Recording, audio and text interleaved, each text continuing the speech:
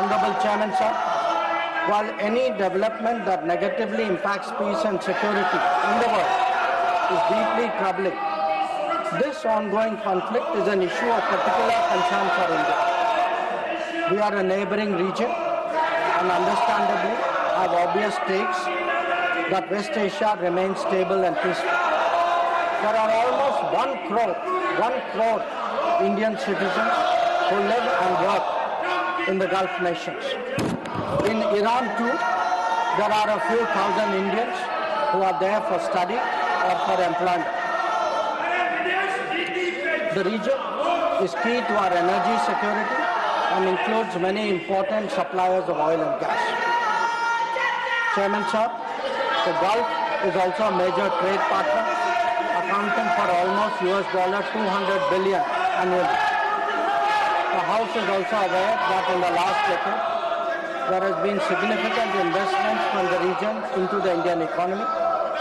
Therefore, serious supply chain disruptions and climate of instability that we perceive are serious issues. Furthermore, these include attacks on merchant shipping, where Indian nationals often constitute a large proportion of the crews. We have sadly already lost 2 Indian mariners and 1 remains missing in such incidents. I know that the House joins me in condoning their deaths. Honorable Chairman, sir, Government has been assessing the situation in West Asia continuously since the 12-day war in June 2025. We noted the indications of growing tension and cautioned the Indian community in Iran accordingly. On 5 January 2026, Indian nationals were advised by the Ministry of External Affairs to avoid non-essential travel to Iran. Those already resident there were urged to register with the embassy, exercise due caution, and monitor the embassy website and social media handles. A second advisory was issued on 14 January, reiterating this advice to avoid travel in even stronger terms. The Directorate General of Shipping, Mumbai, in parallel, issued its own advisory on 14 January for Indian seafarers, asking them to follow embassy advisories and avoid unnecessary movement ashore. Recruitment and shipping companies were asked not to deploy or send Indian seafarers to Iran.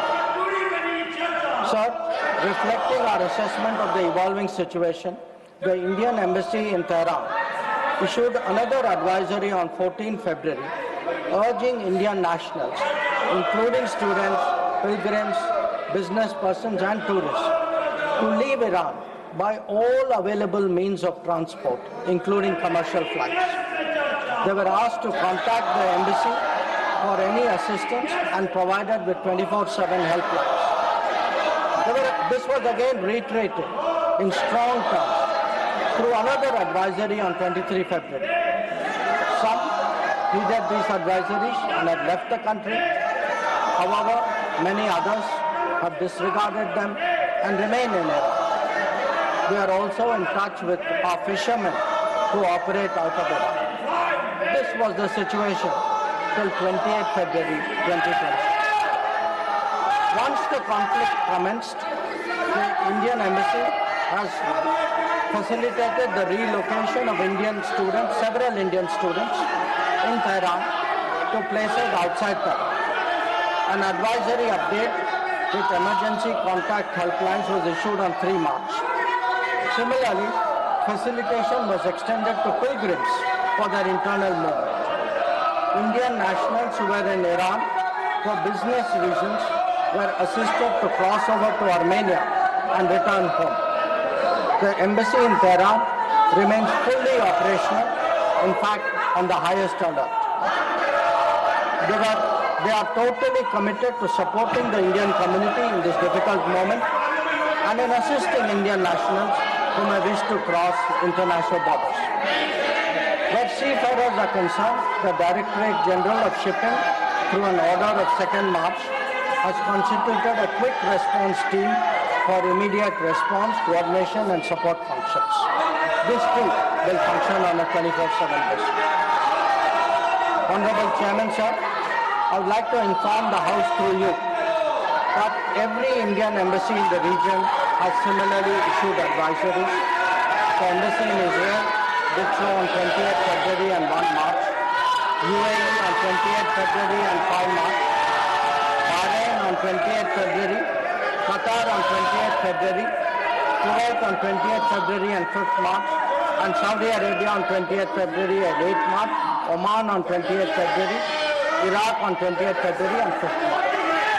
MEA has set up a dedicated special control room to monitor the situation and respond to queries from those. I will come back to let him complete his statement. Let him complete his statement. You are not allowing him to make the statement. That is not correct. Gargaji, that is not correct. I allowed you to speak. Let him complete the statement. I will come back to you. Let him complete the statement. Please. The MEA's latest update on this was issued on 7th of March. Honorable Chairman, sir, our diplomats have also worked hard to assist stranded transit passengers in hubs like Dubai, Doha and Abu Dhabi. They have facilitated international border crossings for Indian nationals, including from UAE to Oman and from Qatar, Kuwait and Bahrain to Saudi Arabia.